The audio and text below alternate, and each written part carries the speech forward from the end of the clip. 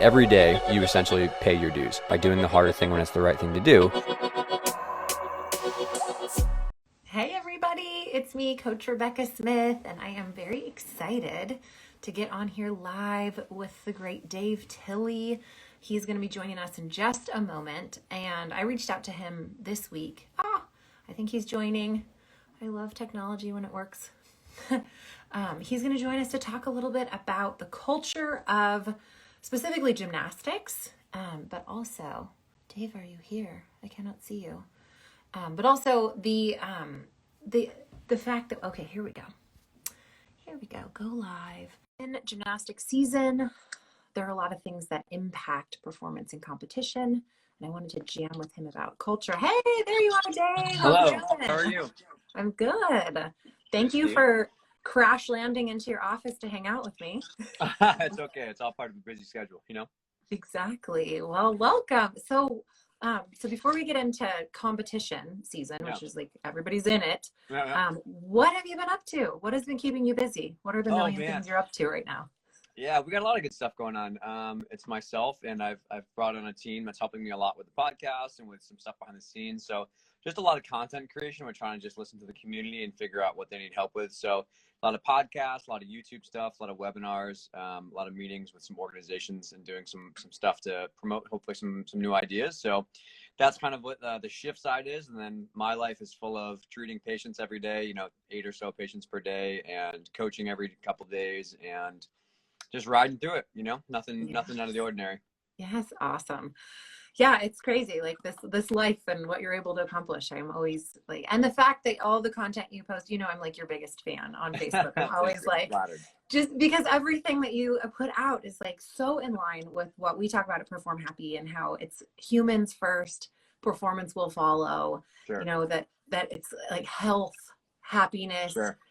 And that it doesn't have to be either or. It doesn't have to be, you can be healthy and happy, or you can be successful, which I feel like a lot of the old school mentality is pick one.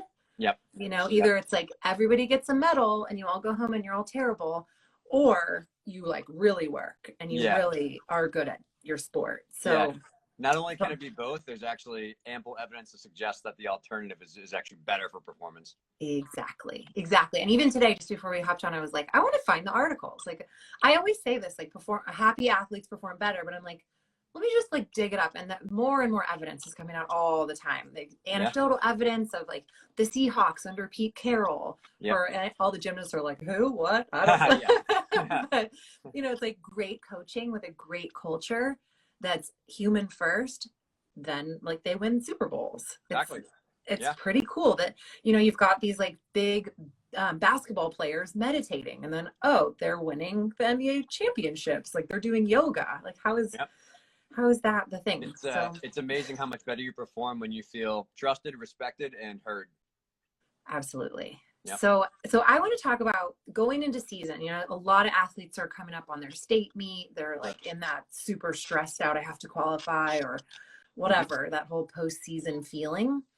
I would love to know your opinion on like the type of culture that allows athletes to go and, oh, hi, Christina. I see Christina on here with us.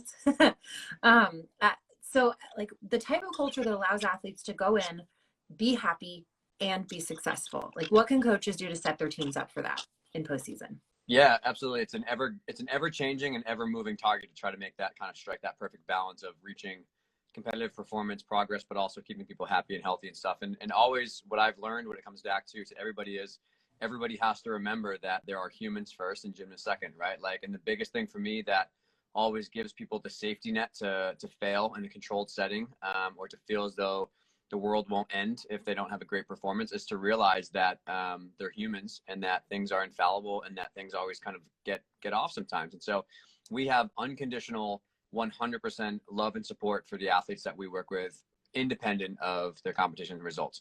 Do they want to compete well? Do we want them to compete well? Of course we do. We train super hard. We push them. They have big goals that they say they wanted to state, but they could win. If they win first at the meet, I don't think they're amazing. If they come last at the meet, I don't think that they're terrible, right? They are humans that we care about regardless of what happens on the competitive floor. And so I think that is a safety net for all of us that we operate under. Whereas in the same reverse way, they don't think we're better people if we coach high level athletes to success. They don't think that we're not great people if we don't compete, well, and don't coach athletes to high level success. I think we spend a lot of time with our gym, and I also counsel a lot of people in my consulting work to spend a lot of time with their athletes about, what are your definitions of success and what goes into the equation for how you are leading a life that you're proud of and that you're successful at. And I think that really, when you boil it down to, is the community, the relationships, the bonds, the health and the happiness of people, the progress over the perfection mentality, not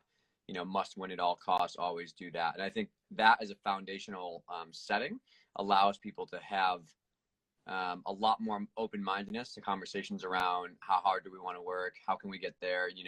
When you're in my experiences, when you're in the really, really hard pockets of training, the long weeks, the grinds, the long days, you rest on the people around you supporting you to get there.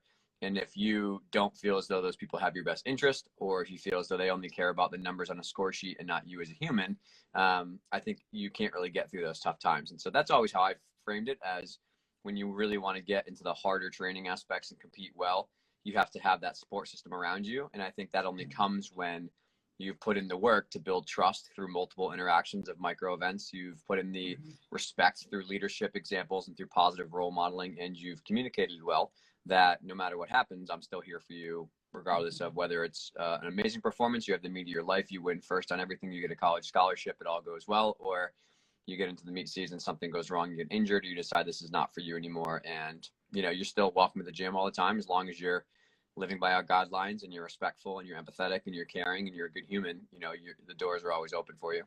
It just makes my heart beat, like knowing that that's possible, having been a gymnast who grew up in a different environment. And I wasn't in the super cutthroat. It was sort of like, our gym had high levels and they won medals. But I look at, these types of gyms who, I'd love just your opinion on this, these gyms that would send out essentially level 7s to compete level 5, or they're sending out level 8s to compete level 5, these kids who are flipping vaults and then they go compete a front handspring. That I'm curious what your perspective is on, cost benefit. Like, I know it's great to set kids up for success. That's good. But then this whole winning at all costs, you must get 439s in order to move up, or whatever those expectations are. Do you have a perspective on that, or an opinion on that? Yeah. I mean, I'm a fan and advocate for training above the level that you compete at. I think that's very important to not only compete the level you train at so that you struggle uphill the next year. I don't think that's a great idea. But that being said, I think what we do when we say the metric of success and what we're looking for is the score, the medal, the placement, and the very extrinsic point of view, the extrinsic goal of the score, the medal, the stuff. I think we set ourselves up to live by a life that is very outside of ourselves in terms of what we think is rewarding and what we chase. And so I think that's very dangerous. I think what that does is it sets people up for the next stage of their life, where grades have to always be great and always have to have someone's approval and have to make this much money when I get a job, or have this title, or have this status, and anything less than that is somehow reducing your worth. And I think that that's not a great way to set kids up for life. You know what I mean? Like, there's a bajillion factors that go into whether you're going to get a 9.8 or a 9.2, ranging from you felt sick that morning to the judge got a bad night's sleep and they're really cranky that day, to the equipment is different, the lighting is different, the rotation schedule is different, a billion things. There's a million things that could go into why your score didn't go the way it wants to go, regardless of if you feel ready or not. And so I feel like when we only praise the outcome instead of the process, we're really setting people up for disaster. And I think that that's really not the purpose of sport, even at the Olympic level and the elite level, is to teach people valuable life lessons they take with them for the rest of their life. And I work with a lot of high level gymnasts that are elites and NCAAs and get scholarships and stuff like that. And they will be the first to tell you that, cool, yeah, scholarship is awesome. I want college paid for. I'm happy I don't have to pay for it. I love my team. But they're definitely not doing it for the money. They're definitely not doing it for the Instagram likes and the follows and the TikTok fame. That's not why they're competing. They do it because they want to get to their own goals and potential and be a part of a community that cares about them, that they care about each other. And they do it for the relationships. They do it for the process and the values and the goals. And so when we say the metric of success is scores, money, and medals, and then we set them up for disappointment, because what happens when that doesn't go? You know, what happens when it all falls through and you give your best performance of your lifetime and you still get a 9.5? You know, you're crushed. And so I think that's why it's okay to have goals of scores and metrics of outcomes. I think that's fine. I just think the priority has to be process oriented. It has to be progress over perfection oriented. It has to be, can you leave that competition saying that you did everything you possibly could do in your control to influence a positive outcome? And if so, then you can say, I'm good. You know what I mean? Like, if you really put in the work and did all the turns and got over your fears and worked really hard, and you had the routine of your life, you stuck all your passes and you got an 8.7, then it's awesome. You got a 6.7. That's awesome. You know what I mean?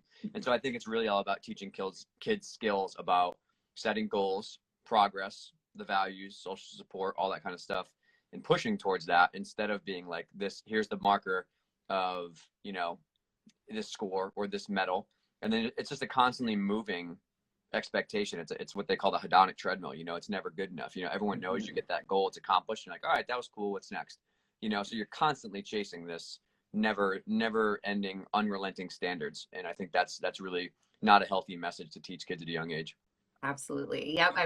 That's something that I talk about a lot, that if you're expecting that success will bring you happiness, then it never will. Exactly like what you just mentioned, that you're like, well, when I get here, when I reach this, when I get that goal. But no, if you can't find happiness and joy within your exact place, even if you're feeling afraid today, even if your confidence isn't 100%, even if you're injured, even if, you know, life isn't, even if your coach is being a jerk, like, if you can't find your own grounding and peace and happiness and your progress, okay, what's my next baby step from here, then no amount of, you know, money, scores, and medals will make you ultimately happy. And there's always going to be that, well, maybe I just need to get to the next level.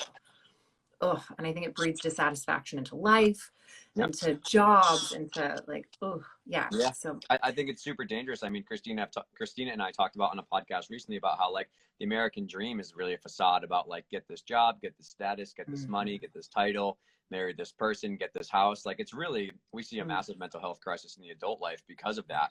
And I think we're putting kids on a hamster wheel of success when we say that at a younger age, get this score, get this medal, make this competition, be perfect again, make this team, make this goal. I think that what we're doing is we're conditioning them to kind of have that very external point of view success. And I think the biggest danger is that it makes everybody dependent on external things for their happiness, like you said, right? Like, you always need something else to make you happy. And instead of just being happy with, you know, doing things that you enjoy and meaningful relationships and being healthy and having meaningful activities to work towards and make progress towards, and being the best version of yourself and being the best, you know, a better version today than you were yesterday. Like, those kind of like process oriented things, I think, in the intrinsic motivation is like, yes, is it great to get a great score? Absolutely. Am I happy when I do well and a paper gets published, or when we work on a team and we get a nice objective stamp? Absolutely. But I can't tell you how little I care about fame, status, money, all that kind of stuff. Like, if my social media following went to 0 and I started shift over again, cool, whatever, that's all good. You know, and I try to teach the kids that, because we teach them a lot about what social media is, and what scores mean, and what medals mean, and what progress means, and what scholarships mean and stuff. Like, at the end of the day, those things are always going to move and be great areas to dive into, and moving targets and stuff like that. So the sooner we can teach kids at a young age how it's okay to have those external goals, but they are not what's going to make you happy. And how we can lead by example with our own lives of not valuing money and stuff and status and social media. I think that's a really important message. That's a really important message for them to take away from the sport. Absolutely. And that's the difference between athletes who they specialize young, they burn out, their mental health suffers, versus they come in and they just show up to do good work. That was my mantra when I started my business. I was like, I have no idea if this is going to succeed or fail, but my mission is to go do good work. And I know that if I do good work, it's going to be okay. And like, I think humans, if we can just go out and do good work, gratitude and service, like, here I am, how cool that I get to do this. Who can I help next? Yep. Like, all of it takes care of itself. It totally does. And work hard, be nice. That's all. Yes, work hard, be nice. I love that. And like, parents were like, what if she can't compete all 4 events?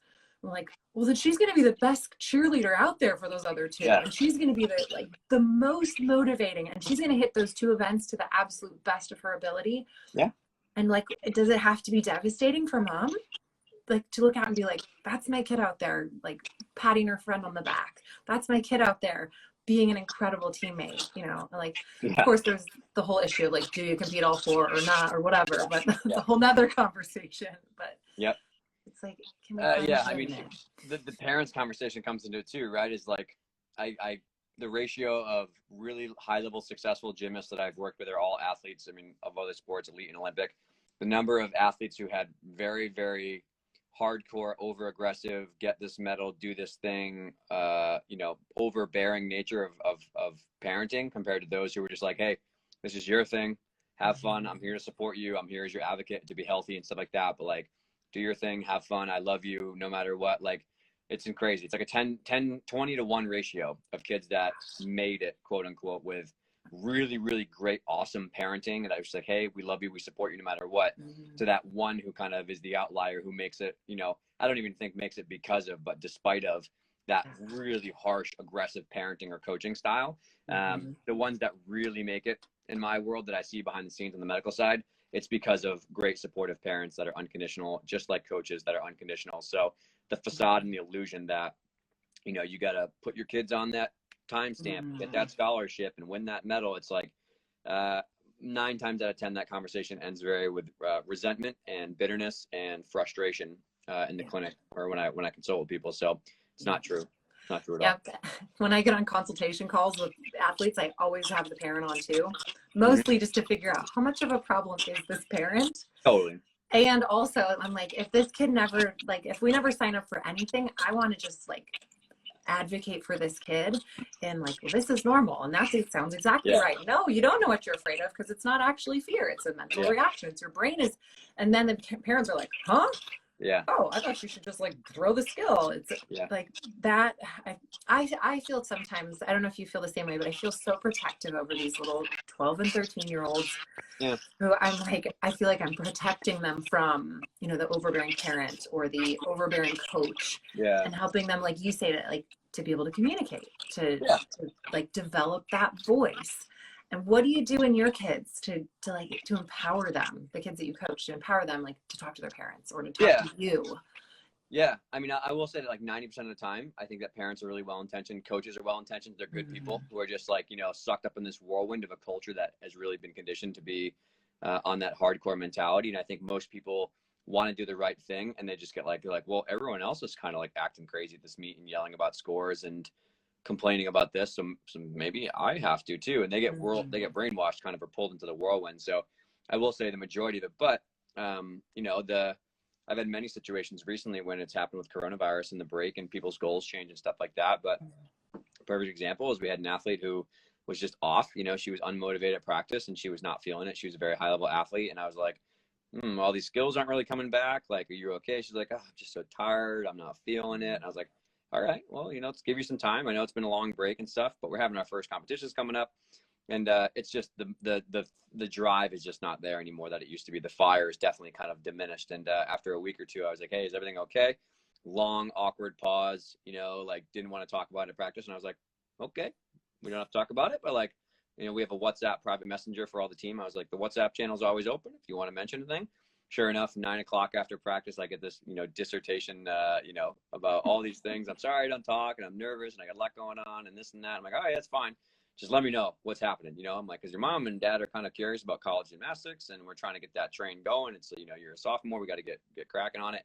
And she was like, I don't want to compete. And I was like, oh, I get it. I see what's going on with some of these motivational issues or some of these like cranky joints here and there, you say. And so I was like, well, I'm going to counsel you through how to talk to your parents. You know, have you talked to your parents? Mom doesn't want to have, it's a hard conversation. I'm scared to talk to my dad. I'm like, why are you scared about talking to your dad? He's like, I don't know. He just always makes me compete. I don't have an option. I was like, okay, well, you're an adult. You know, you're getting 15, 16 years old, not an adult, but you're older now. So you need to look your mom in the eye and say, listen, I really need to talk to you about something. Like, I know this might be hard, but I really want to have this conversation. And I kind of just coached her through how to like have an uncomfortable conversation. I was like, let them know it's really on your mind and it's important. I was like, I'm not getting in the middle of it. This is between you and your parents, and have that conversation first. and then talk to me after. And so 2 days go by, I didn't hear anything, and at practice, I'm like, what's going on? Anything update? And she's like, oh yeah, we had a talk. They were totally open to it. I told them that like my goals had changed, and we just hadn't talked about it a year because of the pandemic, and it was so much stuff going on. But like, I'm not into it right now. Like, I'm really having a hard time with school and managing this, and I'm scared of what's happening in the world. I was like, it's great. I'm glad you had this conversation. They had this huge 2-hour discussion about where she was at with goals and what had changed. And like, she came back, she's like, yeah, I'm not going to compete this weekend, and then we'll tackle the next meet in a month. And I was like, great, sounds good. So what on the surface level was you're not doing the side stations. Why aren't you working hard in strength? Why are you always late to practice? All that kind of stuff. I could have very easily been like, this person's lazy. They don't want to work out. Or they need more motivation. Like, I think that's the biggest misconception. How do I motivate my athlete? Totally. Punishment. I know. Exactly. Yeah, exactly. And I was just like, are you okay? Is everything all right? Is there something you want to talk about? And sometimes it's like, no, I'm good. I'm just tired. Like, okay. And then a day goes by and they're back. But this was like a week and a half. And so, yeah, I mean, you said like empower them and give them a voice. You just ask, are you okay? Do you need to talk about something? Like, everything all right? Have your goals changed? Something on your mind? Are you hurt? Are you scared of a skill? Where in this complex chaos whirlwind can we break down one of these chunks? And, sometimes that comes down to just like, I'm scared to compete. I'm scared of the skill. I'm tired today, but like the more conversations you can foster like that, the better. And, sometimes you kind of uncover a Pandora's box of, it's a communication issue with the parent. And so I've been on the other side of it too. Like, sometimes the kids are like, you're too hard on us. Like you're being too much, like it's too much. Like, we can't do this 5 weeks in a row. We need a break. Or we never have fun anymore, or we work too much. And like, some kids are like, it's just too stressful this year with the pandemic. Why can't we just chill a little bit? And it's like, okay, I hear you. Like, let's figure it out. Let's find a balance between the goals you're telling me you want to get to and how we can still have a good time in here. And it's like, it's not an ego thing. It's not a I'm offended kind of thing. It's like, okay, if you have these goals that are high level, here are the steps. It's hard. If you don't have these goals, we have plenty of other options to do. Let's figure it out. Let's find out how everyone's happy. Because the worst, I'm miserable as a coach if there's friction and awkwardness and nobody wants to work out. It's like, that's not fun, So you just gotta. It's a skill set, but you gotta learn how to have uncomfortable conversations professionally. Absolutely, and it goes both ways. Totally. The parents learn to communicate with their kids, and the kids learn to communicate with their parents and their coaches, and the coaches learn to communicate with the parents and the kids. It's like this whole triangle where it takes awkward conversations, but. Oh my gosh. Yeah. I had a conversation with a girl who I coach who just had to tell her mom, I don't want to be on this team. I want to switch to this other team. And she was terrified of this conversation. We role played it. We talked it out in the group. We were like, okay, we got you. Come on. Mm-hmm. And she went, and like, we're all waiting on our little group. We were like, how'd it go? And she was like, it went amazing. Yeah. Of course it did. Things are often, as as your profession and your expertise is, they're way scarier between your ears than they are in front of your eyes. It's like, it's terrifying, the millions of catastrophes that could go wrong in your head. And it's like, I asked that too with this girl. I was like, what's the worst that's going to happen? She was like, my dad's going to yell at me. I'm like, your dad is the nicest man I have ever met in my entire life. I'm like, unless there's something I don't know about and he has this closet rage, I was like, I guarantee he's not going to yell at you. He wants what's best for you. He loves you to death. And she made all these circumstances of what was going to go wrong. And then I was like, well, what else? She's like, well, you're going to be disappointed. The team's going to think I'm this and that. I'm like, I don't care at all. Like, you could not compete the whole year if that makes you happy and you need a break from competitive gymnastics. And the kids all love you. We're all friends here. Like, whatever. Like, and if someone's talking smack behind you, then that's my problem to deal with as a leader and a role model. So like, we would talk through all the worst case scenarios, and sure enough, not a single one of them came true. Her dad was super calm. Her mom just didn't realize how important it was. I clearly wasn't disappointed, near the coaches. Her teammates are like, oh, that's okay. We love you still. Like, no big deal. It's all good. And then on with Thursday. It's like exactly. And then exactly. The practice went on and the meet went fine. And Monday she was back. And I was like, great, here we are. Yep. Now let's train. Yeah. Yeah. Absolutely. Awesome. Yeah. And I think I love that you're always talking about like that culture of respect, that kind of I call it the soft place to land.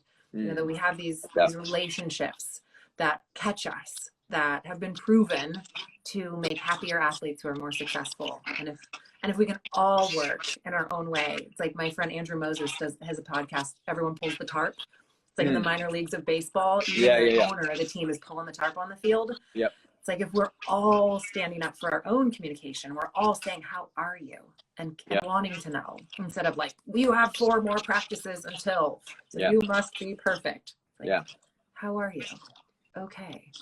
Yeah, Let's get to work. yeah, I think it's I read a lot about like, stress physiology and, the geekier side of what makes people resilient versus not. And there's a lot of just crazy studies that we're humans that are social animals, and stress and relationships are intimately tied. So social relationships, as we know, unfortunately, from peer pressure and bullies and social media, can be the worst thing in the entire world when it's used in the wrong way, or it can be literally the thing that saves people from enormous mental health problems, because they have that one person to talk to. They have that one, person who does actually look eye to eye and doesn't look at their phone during a conversation and really cares about them as a person. This is a perfect example. That same girl told one of her teammates about this stress before she told me, and the teammate was like, well, like, go talk to Dave. And she was like, I don't want him to be upset. And she was like, he's literally going to be okay. Like, I don't think I've ever yelled at someone for anything, let alone, something like this. And she helped her, get to me, which helped me get to her parents. Like, we all supported this athlete in that situation. And it's reversed too, right? Like, for social support and like coaching communities, who a lot of people are, I work with just people who are not open-minded and they don't want to hear anything. And, I hate my job and I'm burnt out. I don't want to go to coach. It's like, well, you need to surround yourself with people who are shared trust and mutual respect, and, are willing to hear your ideas and model through their behaviors and their choices what their values are. Like, if you have I have said this oftentimes, if you have a gap between what you say and what you do, then people see through that like tissue paper. And so if you say you're going to show up to practice on time and you value the community and you value health, but then you come late and you don't think thoroughly about your practice plans, and then when somebody speaks up about something concerning, you just brush them off, then everyone knows and they see through that and they go, okay, I guess your true colors are showing. I'm never going to want to, come to you with a problem again. I'm never going to want to ask your opinion. I'm never going to want to interact with you, because every time I do, you crush my sense of respect, and you attack me and say that I'm an idiot or I'm stupid or I don't know what I'm talking about. And so as a coaching community, you have to work really hard to maintain that trust and that respect and that psychological safety if you want to model that in the kids, right? And then also you have to have constant communication with the kids and parents if you want to have that happen as well. It's simple. It's hard, but it's simple, right? It's not like, be a good person, work hard, be nice, communicate, right? Like things we learned in second grade. Treat people like you want to be treated, right? Like this is not rocket science. And but it's hard in execution because it's uncomfortable. It has negative emotions. It's sometimes, like someone's goals change a lot. Like we had two athletes after the pandemic who are very high level athletes. We loved them to death and thought they had high aspirations. They were like, I just can't do it after the pandemic. I can't come back. I'm nervous about this. It's so much work. And one went to boarding school to play other sports and do stuff with their family, and one just stopped gymnastics and did high school gymnastics only. And it was like, okay, cool. Gyms, you can still come to the gym. You're always welcome. It's fine. But if I was a lesser, a younger coach who was less moral like I am now, I would have been super upset by that. I'd be like, oh, you're wasting our time and how dare you, and you're just lazy, you're giving up. And I would have laid into him and made him feel terrible. But like, it's okay. Goals change. You have different goals. I have different goals. It is what it is, man. Welcome to the show. And it all kind of comes back to consent. It's like choice and consent. Is that consent can change at any time. It's like the thing about the tea. Did you ever see the video of like, yes, I offered you a cup of tea. You said you wanted it, and then you changed your mind and didn't drink it. So I'm not going to pour it down your throat. Exactly. Yeah. Like, an athlete, I think we learn so much about consent in this sport. Like, yes, sir. Yes, ma'am. Like, I can't say no. Or like that got me into adulthood. I had to reprogram myself from the you have no consent mentality of gymnastics to where like, no, you can actually decide not to do that with your body. Like that skill or that meet, or, like if it is your choice, that's where the grit comes from. Because you're like, I choose to be here. I choose to put the work in. I'm not here because someone expects me to be here. I'm not here for the scholarship. I'm not here. I'm here because I choose it, and I walk through that door, and I'm here to do my job. I couldn't agree more. And I tell this to the kids that I coach, the coaches that I mentor, and a lot of people I consult, that you cannot make anyone do anything. I'm not going to make you do gymnastics. I'm not going to make you do the strength. I'm not going to make you do anything that you want. I'm not going to make you come on time, right? But there's a cultural expectation and a cultural guideline of like, if you have these goals, this is what it takes to be successful. So while you don't have to do anything, you do have to deal with the consequences of your choices, good or bad. Yes. And so if you want to miss the side stations, chalk in the chalk bucket, slack off on conditioning, cheat your reps, come late, miss a day, that's okay. But when bars goes terribly, terribly wrong in the meet, and you feel very bad about that, and you're a little upset, and you're a little like, you feel guilty about that, you have to live up to that. You have to have that you have to be able to stomach that. And then we're going to say like, hey, this performance was a bunch of choices over the last 4 months that led to an outcome. If you would like a different outcome, you need to make different choices. And so I think that's like, that is, for me, that is the art form of gymnastics. That is the real reason I'm involved in gymnastics, is building safe environments where kids can fail uphill, you know, where they can fail in a safe environment. They're not going to get hurt. They're not going to be emotionally crushed, right? They're not traumatized, but they are, they're given the comfort of, this is what happens. Actions have consequences, just like real life.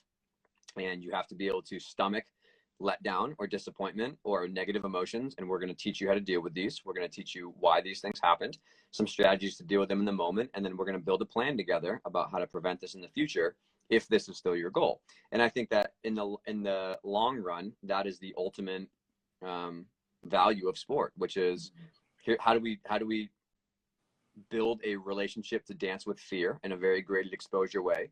How do we realize things are hard and challenging, but microdose ourselves with fear every day so we can build our tolerance and resilience? And then on top of that, how do our actions create consequences? And how do outcomes that we don't want lead to behaviors that we need to change? So what do we do here? You know, so I think those things are always like in my mind when I'm thinking about, like, what am I doing here? Like, why am I spending 80 hours a week on gymnastics, right? It's like, I'm teaching a relationship with fear. I'm teaching about what it means to have a social support network and to be someone who is positive, but also being part of a community is positive. And then how do we have a, you know, an action consequence relationship and a goal setting relationship?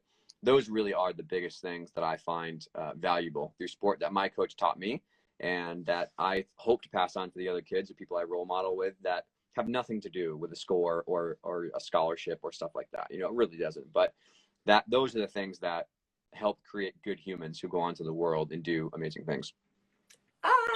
Like, drop the mic, Dave. Yes, 100%.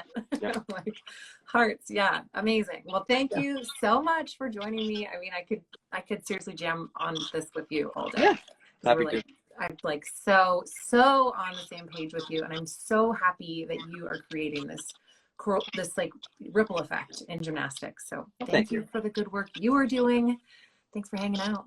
Likewise, I appreciate all your work, and everybody else. I'm lucky to have a platform where people value me, and I have a lot of great people around me helping out, so I can't take all the credit. Awesome. Love it.